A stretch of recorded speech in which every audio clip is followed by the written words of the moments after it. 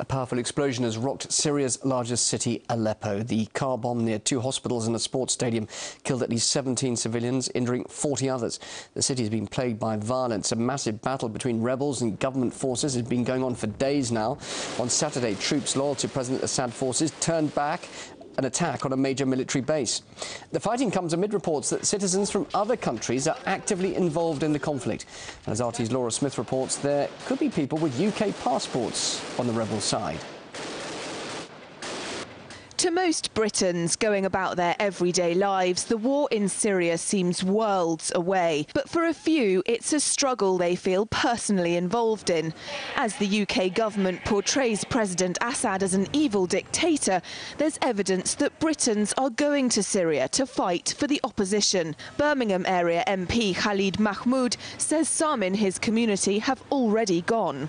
There is a particular individual who's actually now gone back to Baghdad at the moment and is coming back in a few weeks' time, who's been engaged in fundraising, supporting people and putting people together to go back. You get people who are saying they're just going over to support an aid work, and others are blatantly outright saying that they are going out to support the resistance.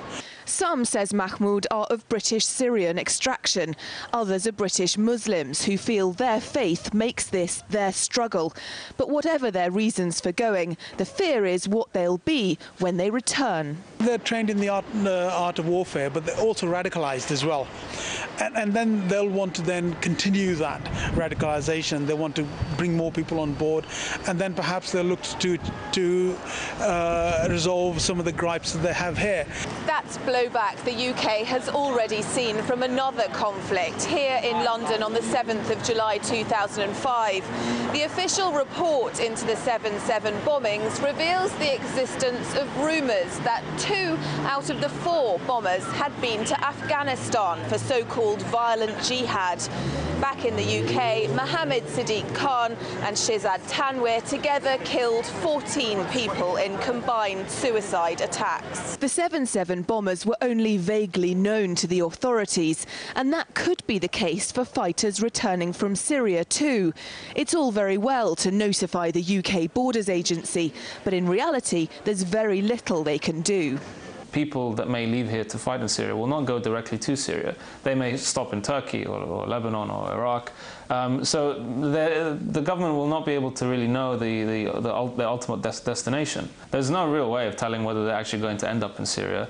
There is no way to know who, when they enter Syria, who they'll be liaising with, what their ideology is necessarily, how their ideologies and viewpoints might change in Syria. These are the scenes that could greet them on their return. Anti-Islamist organisation the English Defence League is unlikely to take further radicalisation of British Muslims lying down, creating more bad feeling and deeper fissures in an already divided society.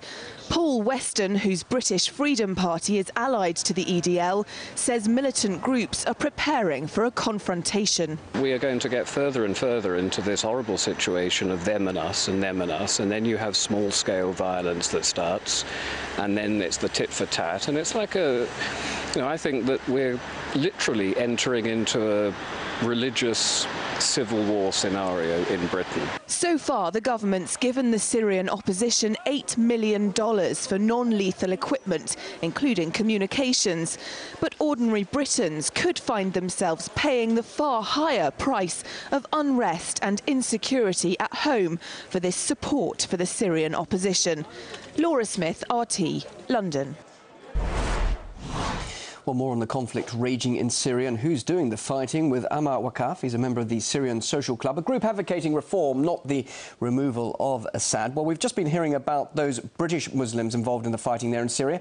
Also, we know about a French surgeon who volunteered to help rebels in Syria, saying that half those he treated weren't Syrian at all, but foreign jihadists. Is this still a Syrian revolution? No, it is not. It has turned into a more regional, wider conflict, perhaps even some sort of an international war on Syrian soil, really. I personally witnessed firsthand a demonstration on the 7th of May 2011 for Muslim extremists outside the Syrian embassy in London, shouting very clearly, Allah, Islam, Khilafah only. And that doesn't need any explanation, does it? We, the Syrian Social Club, gathered outside the Foreign Office in London late June of the same year, about a month and a half after that incident, and sent them a letter saying that actually you're supporting the wrong people and this could have a backlash. A month later, however, when Ayman al-Zawahiri issued his famous or infamous jihad call on video, the mainstream media here in the UK completely ignored the whole thing, almost completely. There was one newspaper actually who reported it. So it is not surprising what we are seeing or hearing that there are jihadists who are coming into Syria, because the Western powers have for a long time seen this conflict as the same model or the same viewing point, just like they did with Afghanistan 3 decades ago. The problem we're having basically is that they took so long to acknowledge that jihadist element after I think it was too late. And it is ironic, isn't it, that the West is inadvertently supporting radical Islam by officially backing the rebels. And what you're saying is that the comeback could be that we'll see radical Islamism in the home countries like France and Britain being fomented, being promoted even further when they return.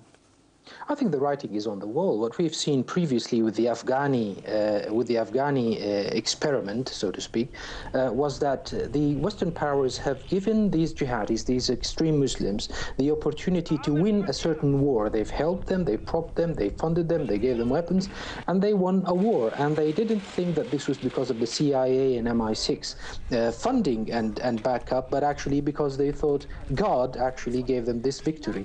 And this has brought a lot of trouble to and alienated large segments of the societies, of the Muslim societies in the Western countries. Let's talk about that support we're seeing now for the rebels. We're seeing a lot of fighting raging in Aleppo at the moment. The army and the rebels both using heavy weapons. It seems now to be a war between equals now. I don't think it's equals. We have to acknowledge that the support base for both parties is relatively different. I don't think there is a large support for the Free Syrian Army. Even the opposition figures, there are a lot of people who do not probably like the regime, but who hate the idea of violence and acknowledge that arming the rebels and arming the opposition actually cost us a lot of bloodshed, a lot of destruction, infrastructure, and so on and so forth. So, and they are losing, the armed insurgency is losing basically a lot of support. People now recognize that once those people go into a certain village or a certain city, then a lot of destruction is going to take place and people are leaving their houses and so on. So I don't think it's a fight among equals. Obviously, the outside world or the West, in a sense, would like to support them with as much heavy weapons as they could. But they seem to be wary of the fact that such weapons, if these people indeed win, could actually turn against them. So there is a lot of scrutiny that is taking place. Just briefly, the UN envoy Brahimi, he's in Egypt to secure its backing for peace now in Syria. Alleged atrocities often coincided with his predecessors' visits when they went to Syria. Will this happen again? I think it already has, because now in Aleppo, about a couple of hours ago, there was a huge explosion, and I've seen the first pictures coming on Syrian TV, and, you know, complete buildings were turned into rubble. This trend has started basically with the Security Council. Whenever the Security Council met on Syria, there was an atrocity before that. I think the most infamous one was Al-Khalidiyya supposed massacre on the 4th of February, when we remember Russia and China used a double veto against the resolution in the Security Council condemning Syria. So and this trend has continued in a sense. We've seen Al-Hula when massacre taking place when Kofi Annan was about to meet President Assad the next day, and so on and so forth. So there are no surprises. Just briefly, you're advocating reform there and not a change in government in Syria.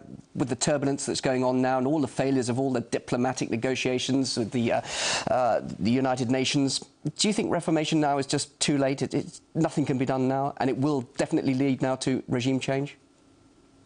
I don't think regime change is that easy at all. Actually, I don't think the Syrian regime or the Syrian government will fall. The basic issue is that a lot of Syrians, whether they like the current regime or not, have stood for the central government. They do not want the central government collapse because of the fear of the worst, really.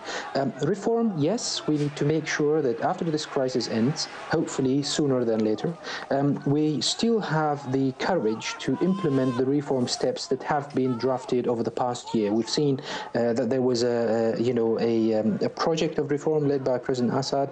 Obviously, there are things that can be changed, but we hope that the will still be there after the crisis ends in order to implement part of it at least. Ammar Waqqaf, member of the Syrian Social Club, joining me there in London. Thank you very much for your perspective on the developments there in Syria. Thank you very much, sir. Thank you very much.